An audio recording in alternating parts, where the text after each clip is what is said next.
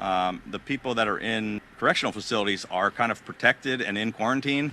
So if we tell everybody else they have to stay home, but we're going to let people out of prisons, it seems to be the opposite, have the opposite impact. We're putting people out in the streets they're safer where they are. Prisons and jails are the perfect storm for the spread of the virus and put a lot of people at significant risk. Unlike other public health informed measures, the governor's position seems to be that the status quo is perfectly fine for people in our prisons and jails, when public health experts have been telling us that it will be a major public health crisis if we don't take affirmative steps to protect people in our prisons and jails. They're often overcrowded.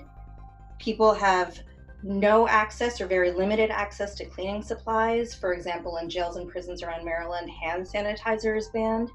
And the medical care systems in correctional facilities are already over capacity. We have people in our prisons and jails who are medically vulnerable to serious harm or death if they contract the virus, just as we do out in the community. And we're hearing from people all across our state who are terrified that their loved ones are in a position where they're at greater risk of contracting the virus or becoming seriously ill as a result of it, yet not being provided with adequate steps to help protect themselves or find a way out to safely return to the community. What we're looking for is for our public officials to take every step possible to protect all of us from this virus.